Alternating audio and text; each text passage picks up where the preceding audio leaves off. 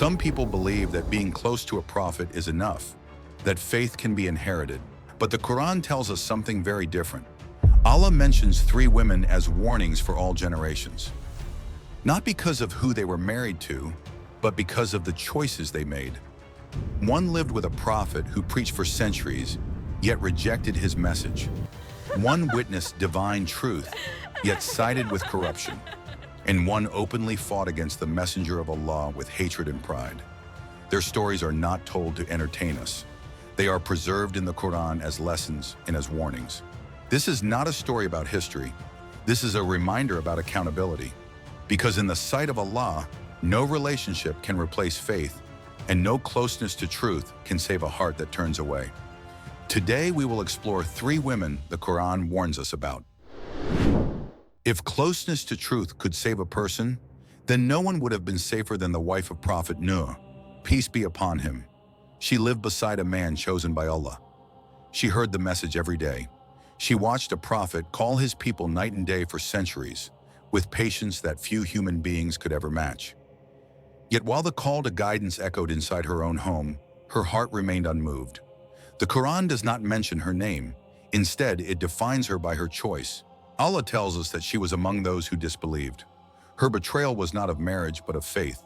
She stood with the people who mocked the message, and according to classical tafsir, she aided them by spreading doubt and ridicule about her own husband's mission. Truth was at her doorstep, but she chose to stand against it. As the flood approached and the skies carried a promise of divine judgment, her position did not change. Living under the roof of a prophet did not protect her. Knowing the truth did not save her. When the command of Allah came, she was counted among those who were destroyed. The Quran presents her story with no emotion, no exaggeration, and no detail beyond what matters.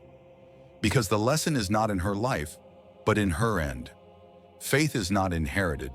Guidance is not absorbed by proximity, and no relationship can stand between a soul and its accountability before Allah. But her story is only the beginning, because what if someone does not openly reject the truth, yet quietly leans toward corruption? What if the danger is not disbelief, but loyalty to wrongdoing?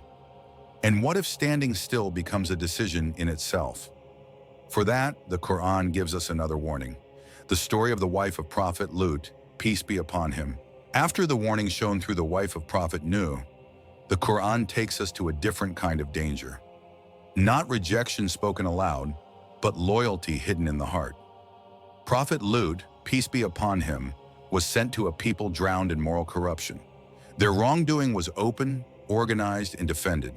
Lūṭ called them back to what was right, standing almost alone against a society that had normalized evil. Inside his own home, however, lived someone who knew the truth, yet never truly stood with it. The Quran again withholds her name, defining her by her choice rather than her identity. She believed enough to live beside a prophet, but not enough to separate herself from the corruption around her. The scholars explain that her crime was not public disbelief, but quiet allegiance. When the people of the city plotted their acts, she leaned toward them in sympathy, and when the guests of Lūṭ arrived, she betrayed the trust of her household by signaling to those who intended harm. Her heart was not with the message she heard, but with the society she could not let go of. When the command of Allah came and the city faced its final moment, she was told to leave with the believers, yet her attachment remained behind. The Quran tells us she lagged, and she was overtaken by the same punishment as the people she favored. Knowledge of truth did not save her, and neither did her position in a prophet's home. Her story introduces a heavier warning. Evil does not always require participation. Sometimes it only requires alignment. Sometimes silence is not innocence, but agreement. But the Quranic warnings do not stop there. What happens when someone moves beyond silent loyalty and chooses open hostility? When opposition to truth is no longer hidden, but proudly displayed? And when hatred becomes action rather than feeling? For that, the Quran presents a final and far more direct example.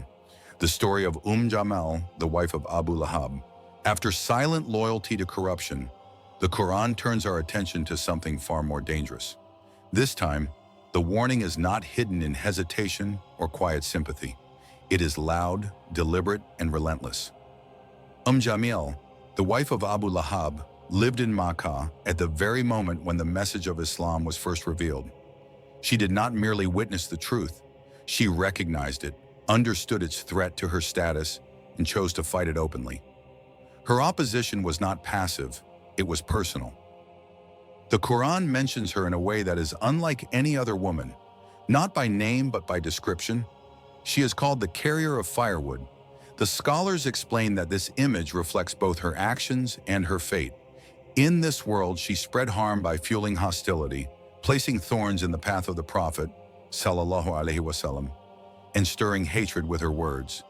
In the next, she carries the burden of what she ignited. What makes her story especially striking is certainty. Surah Al-Masad was revealed while she was still alive, declaring her end before it arrived. She heard the words of the Quran condemning her actions. Yet instead of retreating, she advanced further into defiance. Pride replaced reflection, and anger replaced humility.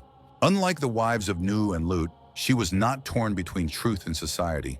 She made her side clear. She chose to stand against the messenger of Allah, sallallahu alaihi wasallam, with full awareness, and she used her influence to hurt what she feared would change her world. Her story completes the Quranic warning. When rejection turns into complicity, and complicity turns into hostility, the heart hardens until return becomes impossible. And with that, the Quran leaves us with a final silence. The question that remains is not about them, it is about us. 3 women, 3 different paths. One rejected the truth while living beside it. One knew the truth but leaned toward corruption. And one recognized the truth and chose to fight it openly. Their actions were not the same, but the outcome was. Because the Quran is not warning us about a single mistake, but about a pattern. Distance from guidance does not always begin with hatred. Sometimes it begins with denial, sometimes with silence, and sometimes with pride. These stories are placed side by side to show how the heart moves away from truth, step by step, until return becomes impossible. And this is why the Quran does not tell these stories in detail, because the warning is already complete. In the end, let us know in the comments where you're watching from. It's a reminder of how widely these Quranic lessons continue to travel across places, cultures, and hearts.